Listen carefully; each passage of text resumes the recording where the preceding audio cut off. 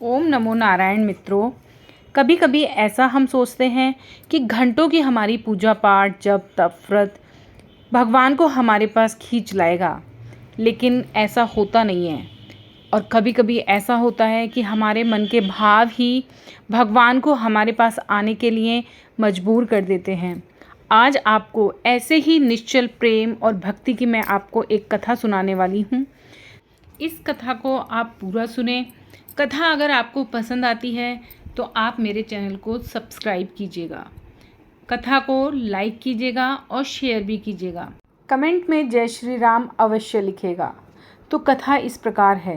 एक गरीब बालक था जो कि अनाथ था। एक दिन वो बालक एक संत के आश्रम में आया और बोला कि बाबा, आप सबका ध्यान रखते हैं, मेरा तो इस दुनिया में कोई भी नहीं है, तो क्या मैं यहाँ आपके आश्रम में रह सकता हूँ? बालक की बात सुनकर संत बोले, बेटा तेरा नाम क्या है? उस बालक ने कहा, मेरा कोई नाम नहीं है। तब संत ने उस बालक का नाम रामदास रख दिया और बोले कि अब तुम यहीं आश्रम में रह सकते हो। रामदास वहीं रहने लगा और आश्रम के सारे काम भी करने लगा। संत बाबा की आयु 80 वर्ष की हो चुकी थी। एक दिन वो अपने शिष्यों से बोले कि मुझे तीर्थ यात्रा पर जाना है, तुम में से कौन कौन मेरे साथ चलेगा और कौन कौन आश्रम में रुकेगा? संत की बात सुनकर सारे शिष्य बोले कि हम भी आपके साथ चलेंगे, हम भी आपके साथ चलेंगे, क्योंकि उनको तो पता था कि अगर वो आश्रम में रुकेंगे तो आश्रम का सारा काम उन्हें करना पड़ेगा। इसीलिए सभी बाबा के साथ जाने के लिए तैयार थे। अब संत सोच में पड़ गए कि किसे साथ में लेकर जाएं और किसे नहीं, क्योंकि आश्रम पर भी किसी का रुकना ज़रूरी था। बालक रामदास संत के पास आया और बोला कि बाबा, अगर आपको ठीक लगे तो क्या मैं यहीं आश्रम पर रुक जाऊं? संत ने कहा कि ठीक है, पर तुम्हें काम करना पड़ेगा। आश्रम की साफ सफाई में भले ही कमी रह जाए, पर ठाकुर जी की सेवा में कोई कमी मत रखना। रामदास ने संत से कहा कि बाबा, मुझे तो ठाकुर जी की सेवा करनी आती ही नहीं, आप बता दीजिए कि ठाकुर जी की सेवा कैसे करनी है, फिर मैं वैसे ही करूँगा। संत रामदास को अपने साथ मंदिर में ले गए और वहाँ उस मंदिर में राम दरबार की झांकी थी। श्री राम जी, सीता जी, लक्ष्मण जी और हनुमान जी थे।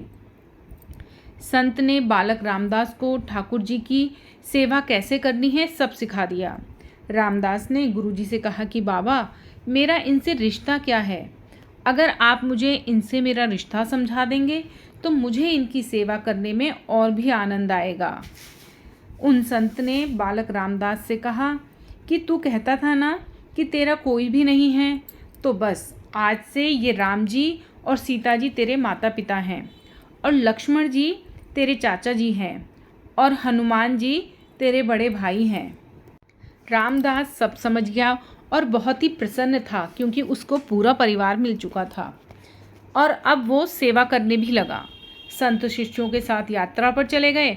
आज सेवा का पहला ही दिन था। रामदास ने सुबह उठकर स्नान किया, आश्रम की साफ सफाई की और भिक्षा मांगकर लाया और फिर भोजन तैयार किया। फिर भगवान को भोग लगाने के लिए मंदिर में आया। रामदास ने श्री राम, सीता, लक्ष्मण और हनुमान जी के आगे एक एक थाली रख दी और बोला कि अब पहले आप खाओ, फिर मैं भी खाऊंगा। रामदास को लगा कि सच में भगवान आकर खाएंगे, पर बहुत देर हो गई, रोटी तो वैसे की वैसी ही रखी थी। तब बालक रामदास ने सोचा, नया नया रिश्ता बना है ना, तो शायद शर्मा रहे होंगे। रामदास ने पर्दा लगा दिया और बोले कि अच्छा, अब आप आराम से खा लें। थोड़ी देर के बाद जब रामदास ने पर्दा हटाकर देखा, तब भी खाना वैसे के वैसे ही पड़ा था। अब तो रामदास रोने लगा कि मुझसे सेवा में कोई गलती हो गई है, इसलिए खाना नहीं खा रहे हैं, और ये नहीं खाएंगे तो मैं भी नहीं खाऊंगा और मैं भी भूखा ही मर जाऊंगा, इसलिए मैं तो अब पहाड़ से कूदकर ही मर जाऊंगा।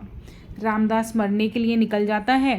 तब भगवान राम जी हनुमान जी को कहते हैं कि हनुमान, जाओ उस बालक को लेकर आओ और बालक से कहो कि हम खाना खाने के लिए तैयार हैं।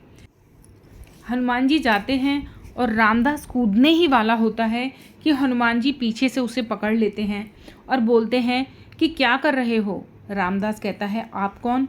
हनुमान जी कहते हैं, मैं तुम्हारा भैया हूँ, इतनी जल्दी भूल गए? रामदास कहता है, अब आए हो इतनी देर से, वहाँ बोल रहा था कि खाना खा लो, तब आए नहीं, और अब क्यों आए हो भला?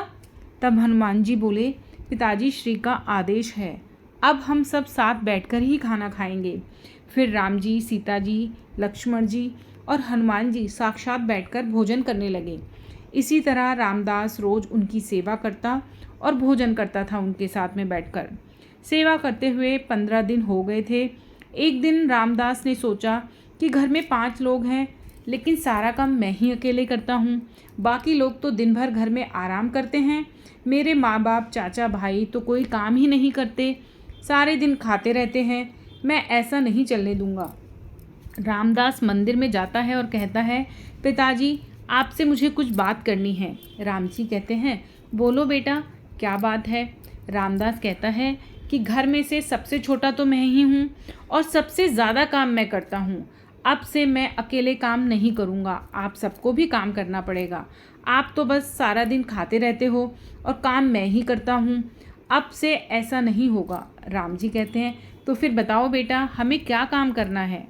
रामदास ने कहा, माता जी सीता जी के लिए अब से आपको रसोई करनी पड़ेगी, और चाचा जी यानी कि लक्ष्मण जी आपको घर की साफ़ सफाई करनी होगी, और भैया जी यानी कि हनुमान जी शरीर से मजबूत हैं तो आप जाकर जंगल से लकड़ियाँ लेकर आइएगा, और पिताजी यानी कि राम जी आप बाज़ार से राशन लाइए और घर पर बैठकर पत्तल बनाएंगे।